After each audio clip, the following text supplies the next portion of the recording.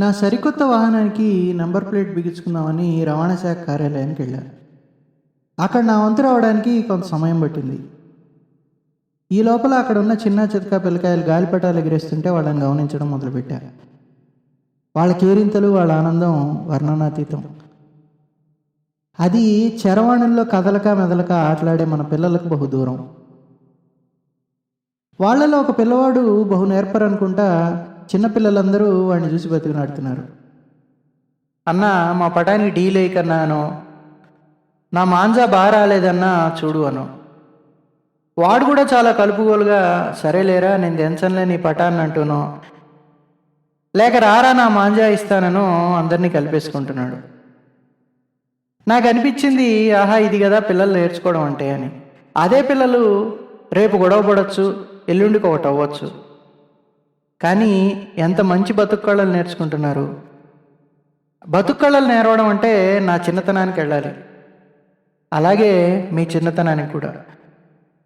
మా వెంకట నరసన్న చేతిలో పడిందంటే ఏ గాలిపటమైనా రిపేర్ అయ్యి సర్రుమనాల్సిందే. అన్న, నా పటం ఎగరట్లేదని మా పిల్లకాయలు వెళ్తే, అబ్బాయిలు సూత్రం సరిగ్గా లేదురా అంటూ 2-4 కాకపోతే 2-5 పెట్టాలిరా అంటూ సరిచేసి ఇచ్చేవాడు. 2-4 అంటే 2 బెత్తెల దారం పైన 4 బెత్తెల దారం కింద కలిపి కట్టడం. అలాగే మా సీనన్న బొంగరాలు తిప్పడంలో మహానేర్పరి. ఆయన దగ్గర రకరకాల పరిమాణంలో బొంగరాలు ఉండేవి. వాటికి జాలీలు బేనడం, గుమ్మా కొట్టడం నేర్వడం ఆయన దగ్గరే మేమంతా. బొంగరంతో గుమ్మా కొడితే పెద్ద గాతాలు పడాల్సిందే అవతల వాళ్ళ బొంగరాలకి. గిరిలోంచి బొంగరం బయటికి రావాలంటే దానికి పెద్ద పడగుండాలని నేర్చుకోవడం లాంటి చిన్న చిన్న విషయాలు మేము అక్కడే గ్రహించాం. అలాగే సిగరెట్ ప్యాకెట్లను చించి వాటితో యూనోలాగా ఆడటం. ఒక్కో సిగరెట్ బ్రాండ్కి ఒక్కో వాల్యూ. చార్మినార్ బ్రాండ్ అనేది లోయెస్ట్ వాల్యూ, ఆ పైన సిజర్స్, ఆ తర్వాత విల్స్. ఈ సిగరెట్ కార్డ్స్ మాకు యూనో ముక్కలు. మళ్ళీ వీటిని మేము ఎక్స్చేంజ్ చేసుకునేవాళ్ళం.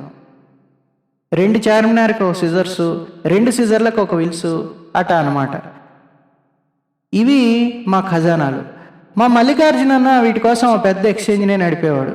అలాగే గోళీలాట రకరకాలుగా ఆడేవాళ్ళం. ఓడిపోయిన వాళ్ళు మోచేతుల మీద నేల మీద దోకాలి. గోళీలాటలో నేను నేర్పరిని మా ఊరికే. అలాగే కర్రాబిళ్ళ, లేక గిల్లీదంద, ఉప్పాట, కుందుడుగుమ్మ, పల్లంచిలాట ఆటల్లో ఒక్కొక్కళ్ళు నేర్పర్లు మా ఊళ్ళో. మా పిల్లకాయలు యానాదిరెడ్డి చేలో నేలబాయిలో ఈత కొట్టే వాళ్ళని తొంగి చూస్తూ ఉంటే, మాకన్నా పెద్దోళ్ళు మమ్మల్ని ఎత్తి ఆ బావిలో దూసేస్తే భయంతో కేకలు పెడుతూనే ఈత కొట్టేసేవాళ్ళం. నాకు అప్పుడే తెలిసింది, అందరూ అన్నిట్లో మేటి కాదు, ఒక్కొక్కరు ఒక్కో ఆటల్లో మేటి అని. వాళ్ళ దగ్గర ఎలా నేర్చుకోవాలని చూసేవాళ్ళం, లేకపోతే వాళ్ళని మా జట్లల్లో చేర్చుకునేవాళ్ళం. అన్నీ నేర్పింది మాకు వయసులో పెద్దయిన మా సీనియర్స్, అలాగే మేము కూడా మా జూనియర్స్కి. అదొక పరంపర. సీజన్ మారేసరికి తెలియకుండానే మా ఆటలన్నీ మారిపోయేవి. అప్పటికి ఇప్పటికీ అర్థం కాని ప్రశ్న, ఎలా తెలియకుండానే ఆటలు అలా మారిపోతాయి అబ్బా అని. అది నిజంగా ఓ పెద్ద సైన్స్. అలాగే 6వ తరగతి చదవాలంటే మా ఊరు నుంచి 3 కిలోమీటర్ల దూరంలో ఉండే పెదపుత్తేడికి వెళ్ళాలి. మాకు అలవాటయ్యే వరకు మా సీనియర్స్ మమ్మల్ని గమనిస్తూ తీసుకెళ్లేవాళ్ళు. మా హై స్కూల్లో చదువులో ఫస్ట్ అంటే మా ఊరే ఉండాలి.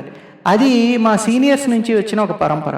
మన ఊరి పేరు నిలబెట్టాలరా అంటూ మాకు మార్కులు తగ్గితే మాకంటే వాళ్ళే ఎక్కువ క్రోషపడేవాళ్ళు. ముందే మేము అన్న అన్న అంటూ వాళ్ళ పుస్తకాలు రిజర్వ్ చేసుకునేవాళ్ళం.